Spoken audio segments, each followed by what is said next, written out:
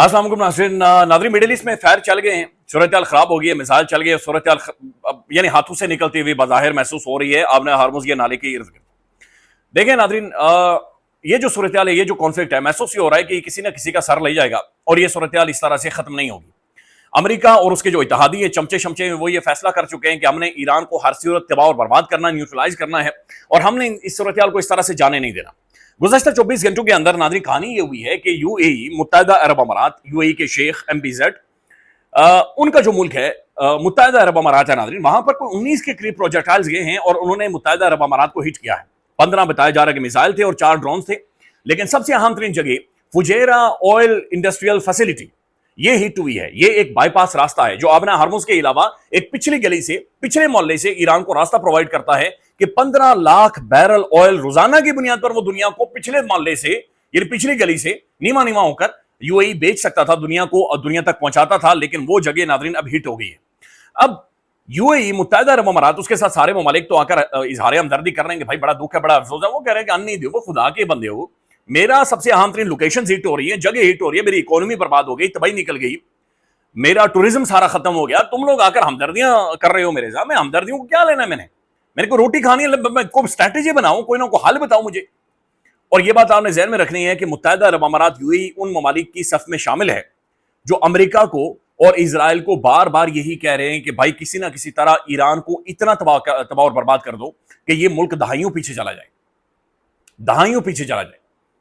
یہ اس صف کے اندر یو اے ای شامل ہے۔ اب ناظرین امریکہ اس ساری سچویشن کے اوپر خاموش ہے، 19 پروجیکٹائل یو اے ای کو ہٹ کرے اور امریکہ خاموش ہے، امریکہ کے ڈسٹرائرز خاموش ہیں، امریکہ کے جنگی جہاز خاموش ہیں، امریکہ کی جو نیوی ہے وہ خاموش ہے، خوفناک قسم کے ویپنری ڈارک ایگل وغیرہ وہ سارے جو ہتھیار امریکہ کے پاس موجود ہیں وہ سارے خاموش ہیں۔ ناظرین یہاں پر سوال یہ اٹھ رہا ہے یا دنیا یہ پوچھ رہی ہے کہ آخر امریکہ خاموش کیوں ہے؟ ایک الائے اس کا جو اس کے ساتھ کھڑا رہا یا کھڑا ہے، بڑا اوپنلی کھڑا ہے،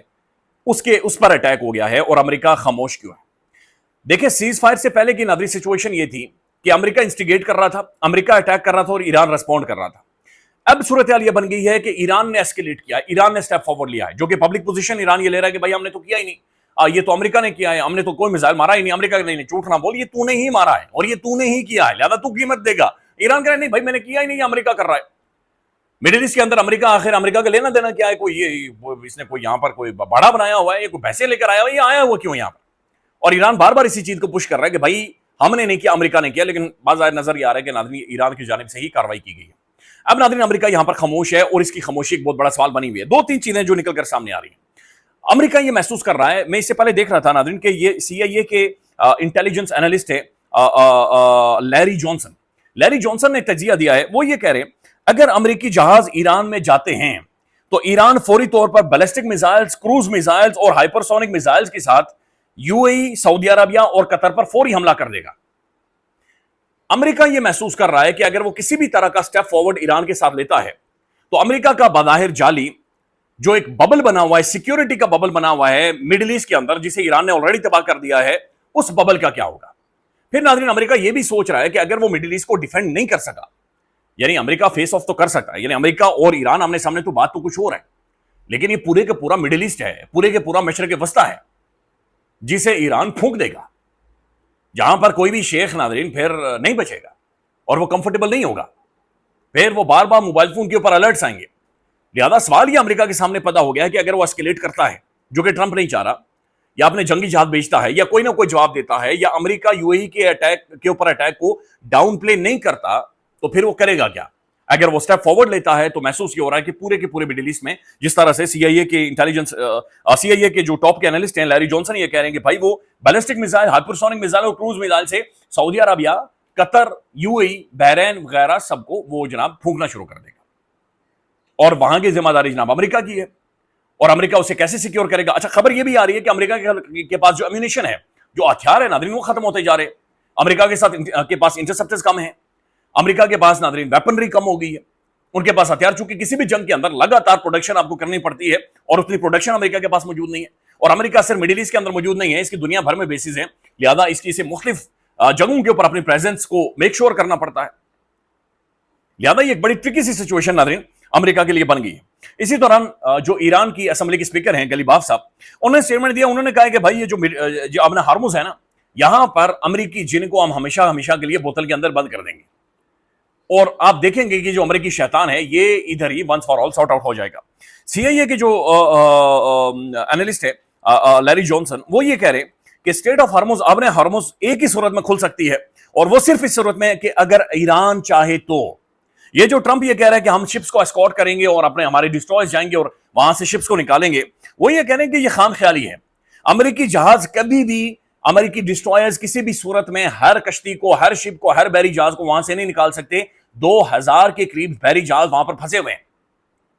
اور نہ ہی کوئی بحری جہاز یہ جرت کرے گا کہ ایک ایسی جگہ سے گزرے کہ جہاں پر آئی آر جی سی سمندروں کے اوپر بھی موجود ہے اور سمندروں کے نیچے بھی موجود ہے، مائنز یہاں پر بچھی ہوئی ہیں اور وہ انڈر گراؤنڈ بھی موجود ہیں۔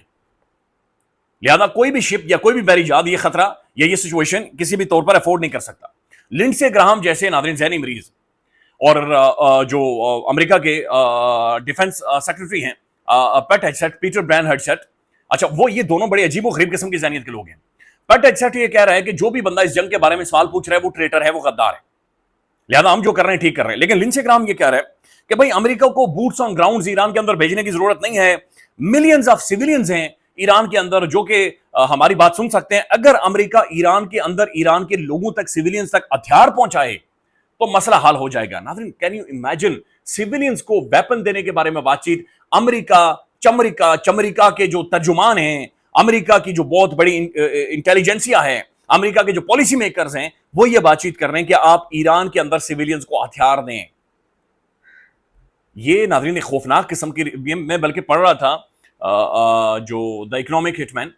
جان پرکنز کی کتاب ہے، لٹرلی اس کتاب کے اندر وہ بندہ یہ لکھ رہا ہے، اور وہ خود سی آئی اے کے لیے کام کر چکا ہے۔ وہ ایکسپلین کر رہا ہے کہ وہ دنیا بھر میں کیسے جا کر ریجیمز چینج کرتے ہیں، وہ کیسے دنیا بھر میں جا کر مختلف گورنمنٹس کو ولنریبل کروا دیتے ہیں پروٹیسٹ کے ذریعے، پھر ان پروٹیسٹ کو وہ خوفناک قسم کا روپ دے دیتے ہیں، وہ ہتھیار پہنچاتے ہیں۔ اور لنڈسے گراہم پریکٹیکلی ٹیلی ویژن پر آ کر یہ کہہ رہے ہیں کہ بھائی ملینز آف لوگ ایران کے اندر موجود ہیں، آپ صرف ہتھیار پہنچائیں اور مسئلے کا حل ہو جائے گا۔ اچھا اسی طرح کی گھٹیا گفتگو انڈیا بھی کرتا ہے، انڈیا کے مختلف میجرز بھی کرتے ہیں کہ بلوچستان کے اندر آپ ہتھیار پہنچائیں، اور وہ مختلف پراکسیز تک پہنچاتے بھی ہیں۔ یہ ان چیزوں کو ناظرین انڈرسٹینڈ کرنے اور دیکھنے کی بھی ضرورت ہے۔ اسی دوران ناظرین اس وقت جو ایک لیونگ لیجنڈ ہیں پروفیسر جان میئرشمر، یہ پولیٹیکل اینالسٹ ہیں ناظرین، اور آفینسو ریئلزم کی ان کی باقاعدہ سے ایک تھیوری ہے، اور one of the brilliant political science کے پروفیسر جو اس وقت موجود ہیں دنیا بھر میں۔ ان کا یہ کہنا ہے کہ بھائی یہ امریکہ اپنی تاریخ کا سب سے بڑا بلنڈر کر چکا ہے، اور it's a clear defeat for the U S A. یہ ایک بڑی واضح ڈیفیٹ ہے امریکہ کے لیے، greatest ever foreign policy blunder جو کہ امریکہ کر چکا ہے۔ U S A should admit his defeat. وہ پروفیسر صاحب یہ کہہ رہے ہیں کہ امریکہ کو مزید نقصان اٹھانے سے زیادہ بہتر یہ ہے کہ امریکہ اوپنلی اپنی اس ڈیفیٹ کو تسلیم کرے اور اس کانفلکٹ سے باہر نکلے۔ دیکھیں ناظرین یہ جنگ نارمل نہیں ہے،